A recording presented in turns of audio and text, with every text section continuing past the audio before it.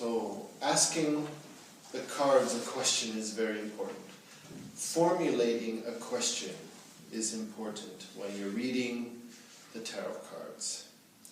So many people can get this wrong by asking the question, can I find a boyfriend? Can I find a girlfriend? Can I get a job? Of course you can. Of course you can. These are choices that we make in our lives. There is free will, and we have to consider that when we read the cards. Of course you can get married. It's very easy to get married. You can go online these days and find a partner in an hour and you can arrange to get married. Of course you can get married. The way you want to arrange the question, the way you formulate the question is important. So a popular one is looking for a partner or finding a job. So, can I find a job? Well, of course you can. Anybody can find a job. You can go out and you can find anything. You can take a job.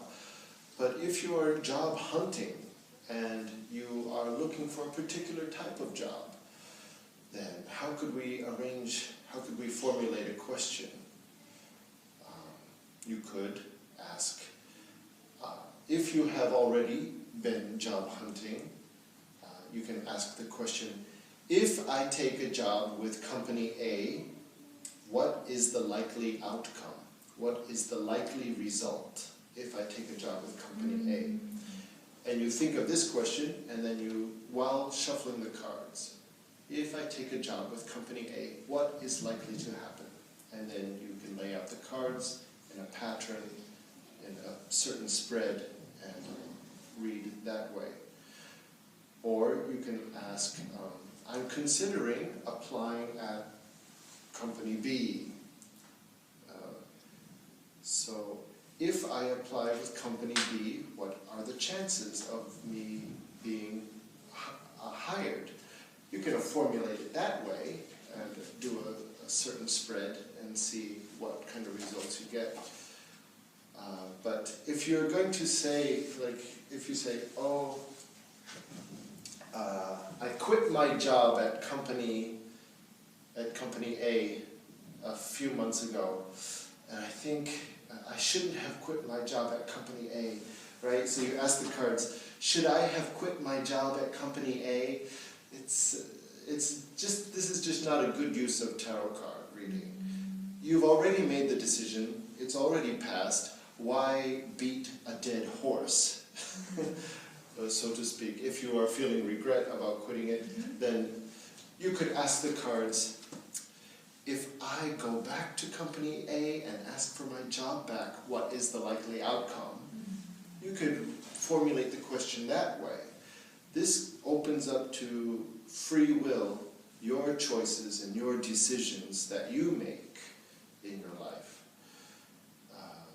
Going back and regretting a past mistake, you could do that. You can analyze that and formulate a question. If I want to get a job back at company A, what's the results? Or if I ask my girlfriend to return back to me, what is the likely result? That kind of question you can ask. But if you say, can I get my ex-girlfriend back? You have to make the effort. The cards can't make the effort for you, right? Effort is required. So formulating the question is important. So I thought of a couple of examples, like looking for a job or looking for a spouse, husband or wife or girlfriend. Any other ideas for a question to ask the tarot cards? There's so many ways you could ask. So,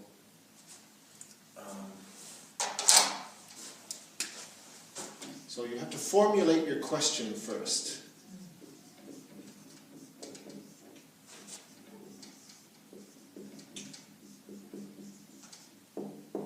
First you formulate a question.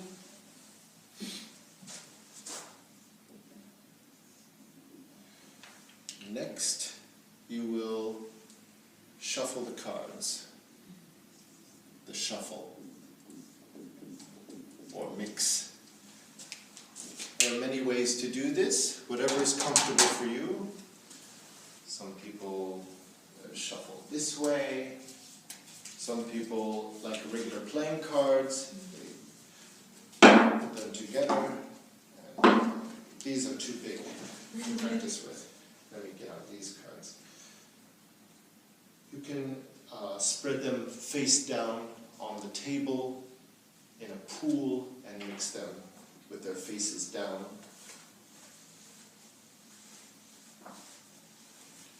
You can mix them any way that feels comfortable. If you're going to take in consideration reversed meanings, that's something to consider when you're shuffling. So if you don't want to do reversed meanings, you can manipulate the cards in a way so you get no reversed cards when you're mixing. But you can shuffle this way, just as you would for playing games. You can mix using your hands. Generally, after the question's been formulated, I take the deck. If I'm reading for myself or someone else, I hold the deck and I think of the question. I have the words specifically arranged in my head. So I would say, if I take a job with company B, what is the likely result? And usually I hold the cards, the left hand holding the deck and my right hand on top. This is a kind of a yin-yang opposites energy circuit to be made here. And I think of the question. When I feel I've got the question, I start shuffling. I usually shuffle this way, but sometimes I might mix another way. If I'm shuffling for another person, I might do this kind of shuffle using a table.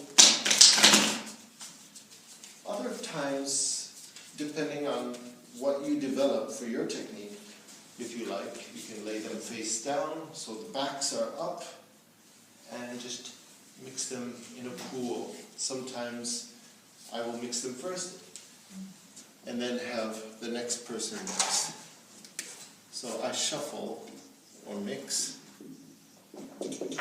and then I give it to the person I'm reading to think of the same question, using the same words in their head, think of the question.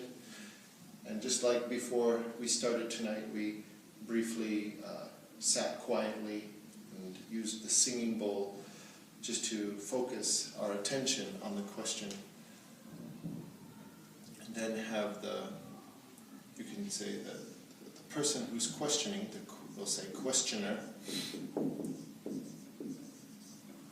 will mix. We'll mix the cards. If you're reading for yourself, then don't worry about that. And then, when you feel the cards have your question, it can take as long as you like, and then you spread the cards. And last week we did a simple 1 card and 3 card, a 1 card draw and a 3 card spread.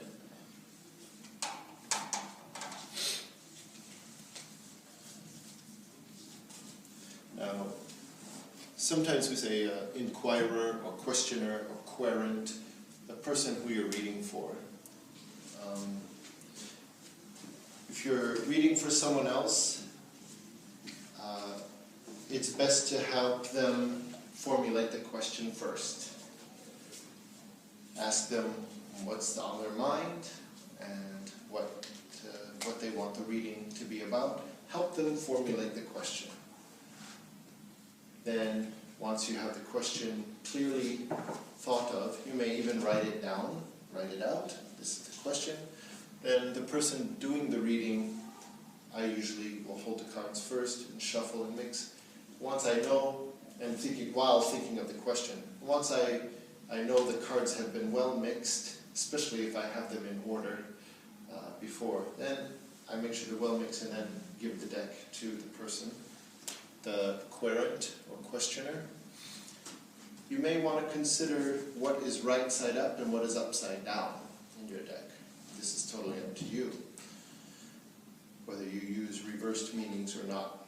will contribute to how you do this. But after you've mixed the cards, and I'll say, okay, if you take a job with company A, what will be the likely result? And then handing the cards to the person, so there's a right side up and an upside and a downside, and they take it and they will also mix it. And I tell them whichever way they are comfortable mixing it.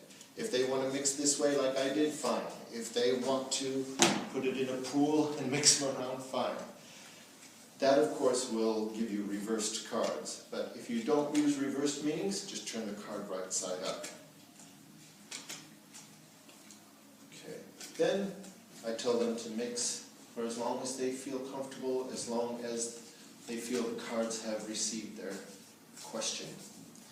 Then there's a few ways to do this. You can start just from there, and you can take the deck from them and turn it around so the bottom part is now here, and you can start spreading. Or another traditional method, there are many ways of doing this. After the person has finished shuffling, I tell them to set the deck down and to cut the deck into 3 piles, going from their right to the left. Wait, no, with the left hand. With their left hand coming inwards towards the heart. So they will cut the deck. If they are facing me, they will cut the deck with their left hand, cutting 1, 2, 3. This is taking the cards and going 1, 2, 3. So the person cutting the deck is going towards their heart with their left hand. This is the feminine or receiving hand, the left hand. Then I usually take the center pack, put it on top. So you're taking from the center. Some people will do this another way. They will take it and break it into 3 parts, into 3 packs, and they have past, present, future, for example, using those packs. But whichever method you use, and you can read about so many methods and we can talk about them here. Then you can do a simple 1-card spread. I got 10 of cups, very nice card. And it may depend on how you draw it, it may be upside down. But we won't go into reverse meanings yet. I would say that's a little more advanced. So you could just do a 1-card draw. Or you can do, like we practiced last week, 3 cards. Top 3 cards? Hmm? Top 1, 2, 3. 1, 2, 3 from the top, yeah.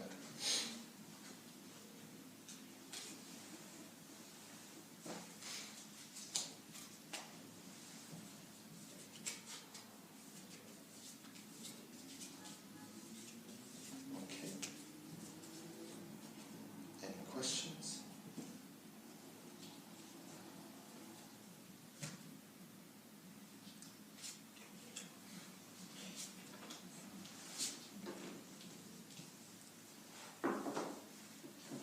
Now, what we were learning last week was the benefit of doing this with other people is you can get other people's input on the cards you've drawn. I look at this and I may see ABC. Someone else may look and they see XYZ. They will see another totally different perspective, and that helps inform us. So when you're reading for another person, it's good to get their input too. Sometimes you can modify a card. So I have a 10 of Cups, 9 of Cups, and a Queen of Wands. And I want to know more about the Queen of Wands. I can draw another card and set it underneath her. And that will help me to understand this Queen of Wands.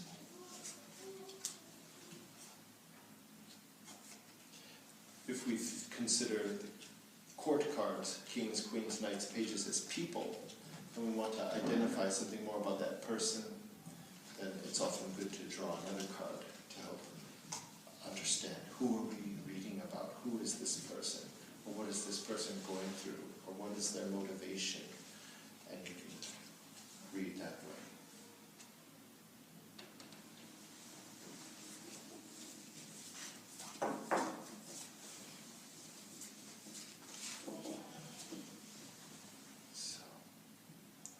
think that's our review.